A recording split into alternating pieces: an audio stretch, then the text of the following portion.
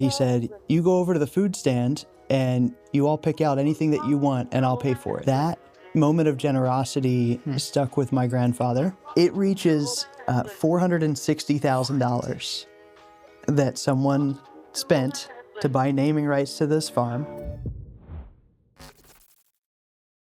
Hey, welcome to the 513 podcast, where we talk about business, leadership, and legacy. This week, we sat down with Andy Keller from the fundraising auction team and H.K. Keller. Here's how that conversation went. My great-grandfather was killed in a shop accident at Keller Brothers Ford. Your great-grandfather? Yes. So he was working in the shop, I think on a tractor flywheel or something like that, and something happened where it came apart as it was being tested and struck him in the chest and somewhat violently killed him in the shop. So at Keller Brothers? Yeah. And he was one of the This would be sometime in the mid-30s, 1930s. So he was one of the five brothers that were involved in starting the business. And so that essentially ended my direct lineage involvement with that company. Because then your grandfather would have been three or four at that time. He was a few years old and was raised by his mother and his grandparents. Wow. Oh, that's crazy.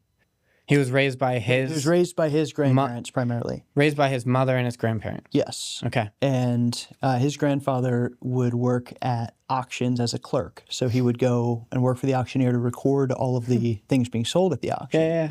So there was one auction he went to in Lebanon County, and the auctioneer flew in on a plane to conduct the auction on this farm. And that was pretty impressive to my grandfather, who was just, 7 or 8 years old, something like that at the time. So he was playing around with the boys at the auction while his grandfather was clerking it. And then at the end of the auction, the auctioneer came over to them and said, "Hey, boys." And he thought they were going to get in trouble for something. But he said, "You go over to the food stand and you all pick out anything that you want and I'll pay for it." And that moment of generosity stuck with my grandfather because he was a little boy and didn't grow up with much.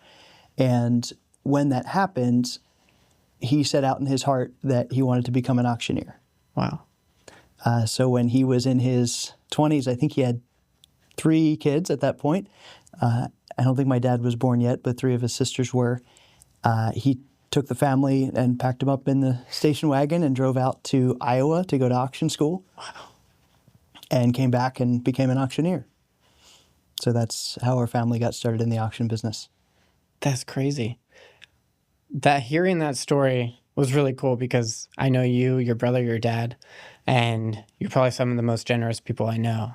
And to hear where that was birthed was really cool. I kind of got emotional through it. And it was, that's amazing that now 3 generations later, that heart of generosity is still so true in you and your family, which is incredible.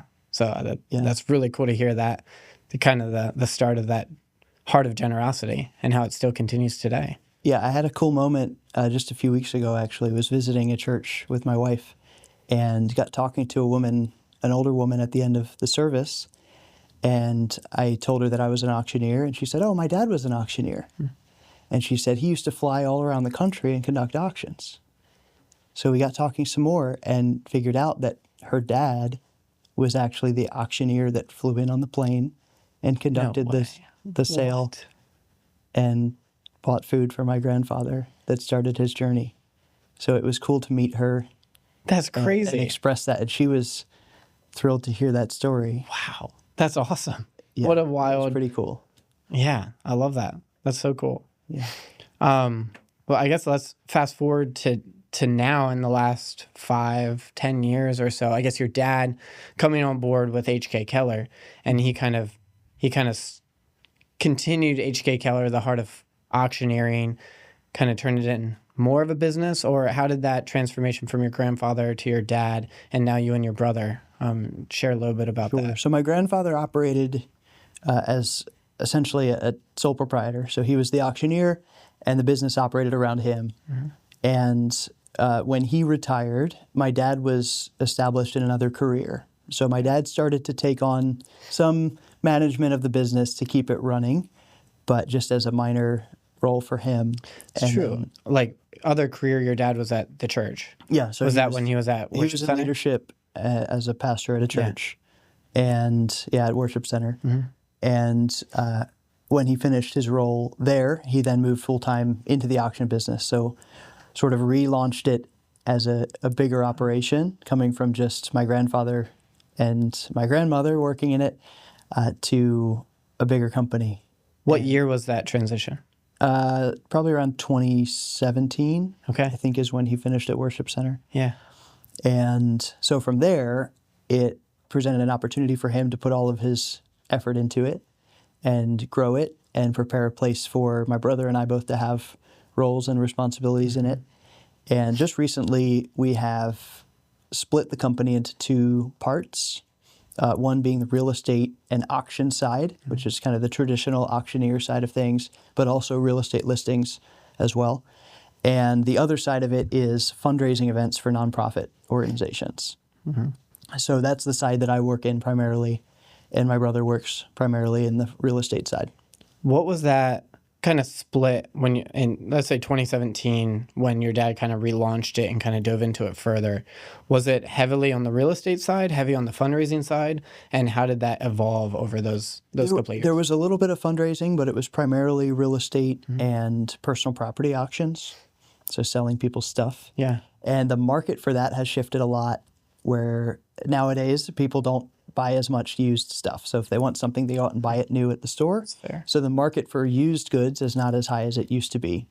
So we've pivoted to shift more on real estate because that's a more sustainable business model for us. So focusing on real estate, both in traditional listings with real estate agents, but also real estate auctions. And then now on the fundraising side, going back to that heart of generosity, which is involved with nonprofits and people donating, and how has that evolved over the years, and what caused you guys to get more and more into that, enough to start its own division? Yeah, so it's something that we've been involved in for a while. And auctioneers, as like a profession, they have a very generous legacy in donating their time for charitable causes and raising money. And that's something that we were involved in some situations. And we recognized that there was a need for, or an opportunity for, a higher level of expertise directed specifically towards fundraising. Okay. So rather than just an auctioneer taking their real estate and personal property and collectible knowledge and that skill and taking it into a fundraising environment, rather we could develop and sharpen our fundraising techniques specifically for nonprofit organization events. So that's what we started to do. Wow. And with that comes a lot of consulting and research and staying up on trends and ideas and different ways to raise money. So that's what we focus on now. And it is really cool because I've seen you guys work kind of a little bit of behind the scenes, and you do come in a lot more as a partner with an event, and you help with planning, figuring out who they should reach out to, coordinating the day, what the timeline should look like. How has that kind of worked out for your business? Like, do people understand that you help with that type of benefit, or do they just think that you're going to come in and run the auction? And how do you educate your potential client? Sure. A lot of our clients have there's a lot of turnover in their team, in their staff. So you see this in the development industry or in nonprofits. There's a lot of people moving from organization to advance their career or because of changes in interest. And with that, we see a lot of people in a development role or an event organizer role who have never hosted an event before. So it's a lot of work. It's pretty daunting to think they have this major budget item that they're responsible for, a lot of revenue that they need to generate, important relationships that they need to manage, vendors and venues that they need to organize, and this whole process. So when we step in and offer to partner with them to walk through that, it's often seen as a pretty valuable partnership for them. Absolutely. Because this year we'll do, I think, just over 60 events.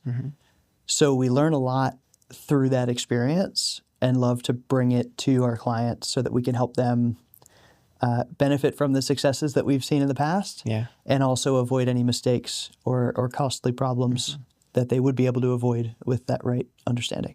That's really cool. And so to touch on your new business, kind of it's used to be HK Keller. That was the branch that kind of covered everything, but you just rebranded, relaunched. Explain a little bit about that and what made you do that and which direction you're going. So originally we came from Keller Auctioneers. That was the name of the company when my grandfather and my dad were running it. And then in an effort to honor the legacy of my grandfather, we changed the company name to HK Keller. So Harold K. Keller was his name. So that was the company name. But we reached a point where the fundraising piece of the business needed to have its own brand because it was hard to have a real estate company and a nonprofit fundraising company under the same name. When it comes to website and marketing, like the client base is so different, Very the marketing different, is very different. Even the client life cycle and how long we're involved with each client is very different. So it came time to separate those into two different brands. So HK Keller has remained as the real estate brand, and we've launched our company called Fundraising Auction Team, which is the fundraising for nonprofit brand. Yeah. And so now you're able to market more so to on the fundraising side. It's a lot easier to communicate who you are, what you do. And what was, how's that process been? Has it been received well? Has there been pushback? Like what are, it's been a gradual process. And we've even seen that with our name change from Keller Auctioneers to HK Keller. People introduce us as the Kellers, or they still introduce us sometimes as Keller Auctioneers or as Keller Brothers Auctioneers, which never was our name. Or they kind of make something up in that space. So we're getting things shifted to Fundraising Auction Team as our fundraising brand. And it's been nice because it can be a gradual process. We still have the HK Keller name within the family, so it's still a family company. So we're not in a rush to move clients over to that. It's just some gentle nudges and reminders that we're operating under a different name and entity now in the fundraising space.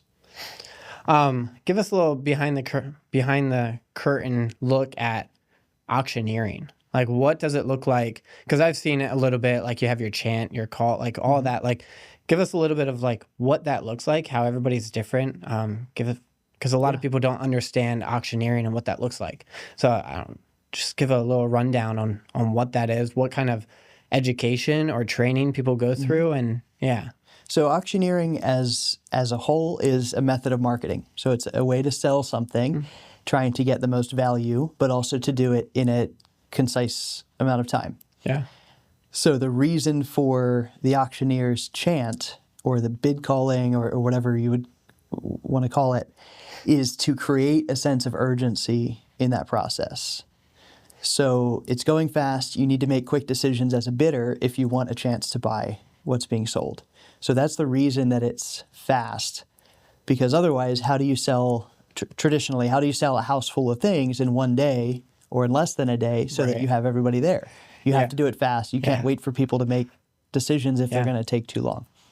So that's where the auction chant comes from. And it's different for every auctioneer. It develops through practice, and you start out with something simple and maybe saying $1 here, now $2, bid 2, would you bid 2, now 3, and starting slow and then trying to set it to a rhythm and getting faster and faster as you practice. So most auctioneers start with real words in between the numbers, but then as you practice and get faster, those become a little bit less distinguishable as words and just sort of become sounds in between the numbers. Do you have your own specific chant or call? Yeah, so every auctioneer has their style. Some auctioneers have multiple styles depending on the format of the auction. So some auctions happen faster and some slower. So you kind of adjust to the flow of that auction. Exactly. So at a nonprofit event, most of the people attending that event are not professional auction bidders. Maybe they've never been to an auction before. So if we go too fast and they get confused on what's happening, they're not going to bid. They're going to be afraid to raise their hand or raise their bid paddle. But there are certain environments like dealer-only car auctions or cattle auctions where auctioneers can go a lot faster because the bidders are practiced in that environment. They can And understand they can understand it, and they're comfortable, and they can make those decisions. And those decisions are purely financial decisions, business decisions for them. Very well thought out beforehand. Yeah, and if they're selling a car, so for that dealer that's buying the car, they have a specific number that's their limit, and they're willing to go to that, and it's just up to the auctioneer to find that as quickly as they can. Yeah. Where in a fundraising event for nonprofits, there's a lot more emotion and excitement involved in the bidding. Yeah. So people may not have a set limit because it's not a business decision. Yeah. It's an emotional excitement decision when they're bidding on an item. How do you get, so let's say I've been to quite a few of your auctions, and some rooms are a lot more calm, quiet. Nobody's really excited. It's interesting. You have other events where everybody's like jacked up, fired up, like ready to bid, hooting and hollering, however you put it. Yeah. How do you get people excited if the room's kind of dull? So it depends. There's different cultures, and some of our events, people are really excited, and it's an energetic group, and other ones they're a little bit quieter and calmer, and that's okay. And we try to adjust to meet that so that we can build a connection with the guests at the event.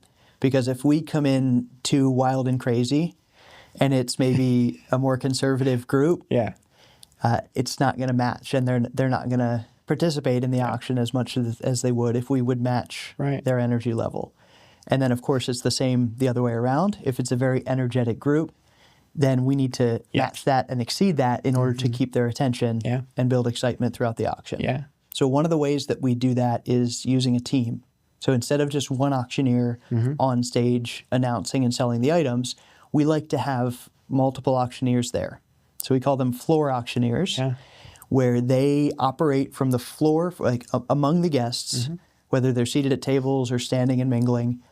They operate in that space as a way to bridge the gap between the auctioneer and the guests at the event. Yeah. So they can look for bids. They can communicate those back to the auctioneer. They can also help keep people's attention. So if someone's bidding on an item and then their friend next to them distracts them and starts a conversation, they can bring them back. Our people can go and bring them back and bring that attention back to the auction so that they can continue to participate. Now, is that a common way of doing it? Do a lot of companies do like multiple floor auctions? Some do. We use more floor auctioneers than most companies, in my experience. And I think it does bring a value that one of the ways I explain it is that for people in the room, only a few of them are going to get to bid on an item. Because at a fundraising gala, we may only have 5 or 6 items for sale during the auction. And each of those items might only have 2 or 3 bidders that are actively bidding on those items. So what that means is there may be 100 or 200 or 300 people there who are not bidding in the auction. Yeah. So when we have those floor auctioneers out essentially performing in the space, it gives the other 97% of people something to watch. And it keeps them in tune with what's happening. They can see where the bidding action is and be a part of it, rather than just watching the auctioneer and then wondering who's bidding in the room. That's cool, because I think I've only ever been to fundraising auctions that you guys have hosted. So what you do, I just have seen as normal. And I think you guys do an amazing job at bringing the energy. And that's such a cool way of looking at it. Like the floor auctioneers are kind of entertainment to an extent, because they're getting, when you're sitting down at a table and you're watching you or your brother or Jess or somebody out there like mingling with people, it's very fascinating to watch their interaction, and it's a really cool like addition to an auction event. And it does take some skill for people in that role, because we want to generate as much energy and excitement as we can, but we also don't want to offend or pressure anyone. Sometimes people like to bid at an auction when they don't even want to win the item. They're just trying to bid for fun, hoping that they get outbid by someone else. So it's important that our floor auctioneers are able to read the body language on people so that we're not over pressuring them to bid again. So there's some skill and experience required for that. But it is a lot of fun to get to do that role as well. And you guys get to experience a lot of unique things, because some of the things that you auction off are very interesting and fascinating and go for a lot of money. And it's cool because every time somebody's bidding or donating, it is a donation to that nonprofit. So it's not they're frivolously spending on things. What is one of or a few of the most unique and exciting or interesting auction items that you guys have auctioned off? Some of the cool ones, and this is something we encourage our organizations to do, is to try to find opportunities that are exclusive to them. So things that you might not be able to buy somewhere else. Because for people with capacity to give, many of them have what they want. So they have the goods, or they can go out and buy things. Yep. But if we can find something unique that they can't just easily go and buy, that creates an exclusive experience that they're going to be willing to spend more for, and be more generous with the organization at the event. One that comes to mind that was pretty cool, it was flying out of Lancaster on a private plane to Florida, playing a round of golf, staying overnight, playing another round of golf, and then flying home. So all of that was included. Yeah. You get to fly on a private plane, play wonderful golf, and fly back. So that was a cool. It's something like that where most people, even people with some money, wouldn't think to arrange something like that for themselves. Yeah. But it's a really cool experience, especially when people can go in on it together. Yeah. If they're aware that that item's going to be up for sale in the auction, they can team up with their friends at their table, or figure out a way to pull together a group to buy that package. So it creates a really exciting atmosphere for the auction when we have something like that. That's cool. What's the most expensive item that you guys have auctioned off? The most expensive one that I have sold was naming rights to a farm in Africa. Wow. So it was an organization that was working with food insecurity. Yeah. And they were building a training farm. So the area in Africa that they worked in, most families would grow their own food. Like they'd raise and grow their own food. Yeah. And they'd have these traditional ways of doing it. And there are more modern farming methods available. However, the risk for them to try something new is too great. Like they need that food to live. So for them to try to grow with a different method, that was taking a pretty extreme risk. Yeah. Because that's their livelihood, that's their survival and their sustenance. So this organization was building a training farm so that they could teach new methods of farming. And then they would sell the food and be able to sustain the farm with that money. So they could train the local community, but also raise money for the organization to do more work like that. That's cool. So we sold naming rights for the farm at this event. Yeah. And they were hoping for $100,000 for naming rights to this farm. Yep. And they knew there were people in the room that could afford that. Yeah. But in meeting with them, we kind of had no idea where it was going to go. Yeah. It's like, I hope, and for me, like, I don't often sell something like that. So I'm like, I hope somebody wants to buy this. Yeah. Yeah, like trying to think of something similar to that I've sold. I'm like, I have no idea if we're going to do it, but we'll try it and see. And in the normal auction format, we often set a number. So the first number we ask for in the bidding is what we're hoping to get to. Okay. But people often don't bid right away at that number, and we have to come down to a lower number first. So I threw out that $100,000 number when it was time to bid on that item, and fully expecting that no one would bid there, and I'd have to come down maybe 50,000, 40,000, 30,000, hoping someone would bid. Well, somebody bid pretty quickly at the 100,000 mark. And I'm like, oh. So inside I was like, whew, okay. At least we're going to sell it for what they want to sell it for. Even if there's no other bidders, just this one person. And then I asked for $110,000. So I had a bidder at 100,000, asked for 110, and somebody bid at 110. So I'm like, okay, 120 and 130 and 140. And it keeps going, 190 and 200,000 and 210. And we keep going, 300,000, 310.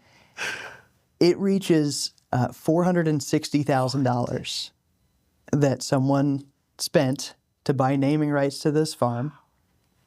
And after I said sold, the other bidder was finished at 450. Wow. He bid 460. I said sold, and he wanted the microphone. And normally we don't give the microphone away, but if someone spends $460,000, they deserve we'll take the risk microphone on them saying something. So I give him the microphone, and he says he's going to name it Two Sisters Farm. So the founder of the organization was his sister. Okay. And I'm assuming there's another sister. Yeah. And Yeah, that was what he was going to name it. Wow. But that was a really cool one. Of course, it was a thrill for me to sell absolutely. something that expensive, especially something that was sort of intangible. Like it's in this remote place in Africa. Yeah. This guy's not really going to benefit from it other than that feeling of generosity and the fulfillment that he gets from contributing to an organization like this. Wow. So that's the most memorable and also most expensive item that I've sold at a fundraising auction. That's awesome. That's crazy.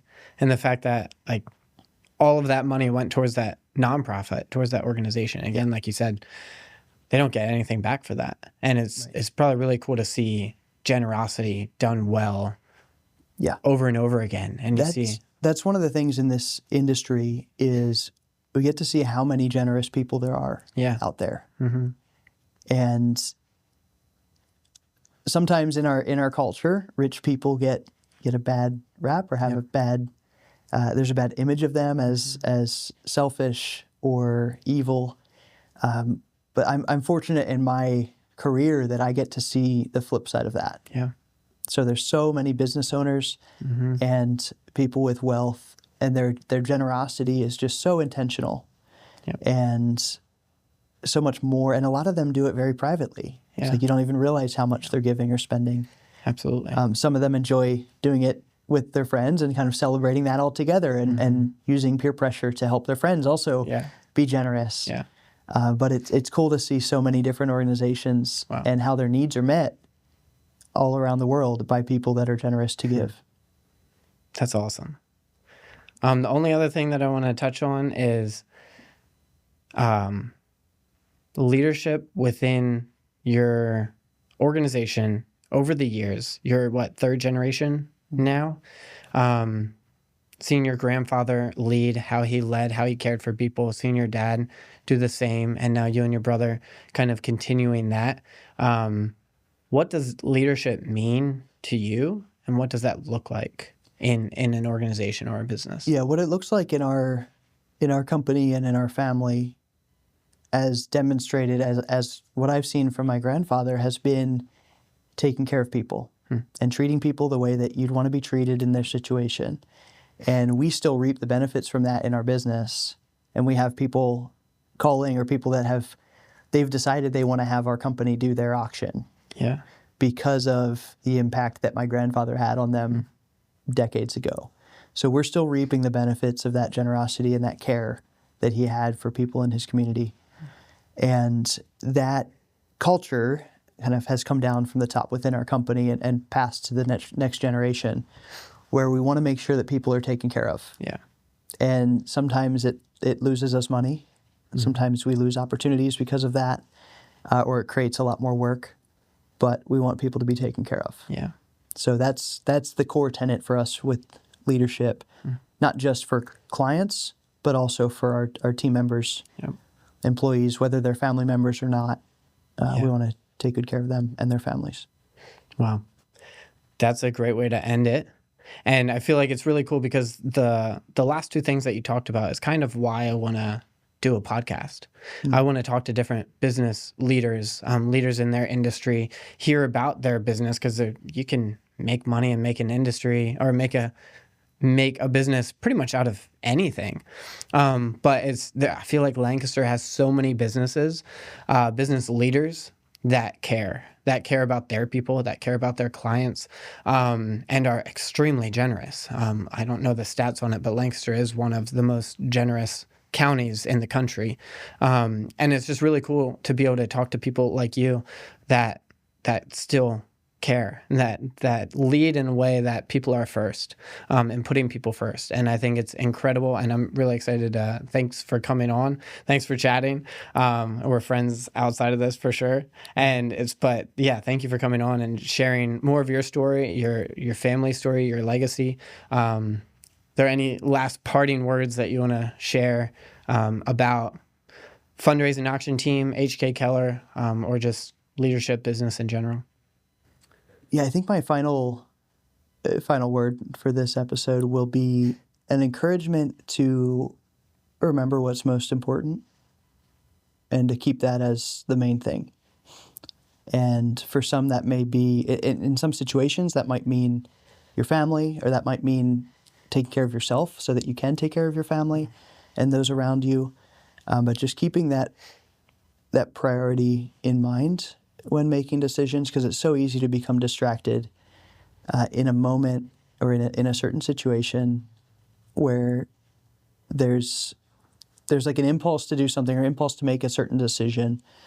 But I'd recommend just taking a moment and stepping back and saying, okay, what are my real priorities when it comes to this? Mm-hmm. And then which decision is going to best honor those priorities? Yeah, perfect. That's a great way to end it. Thanks again, Andy. Appreciate you. Appreciate what you do. And yeah, thanks again for coming on the podcast. Thanks for having me.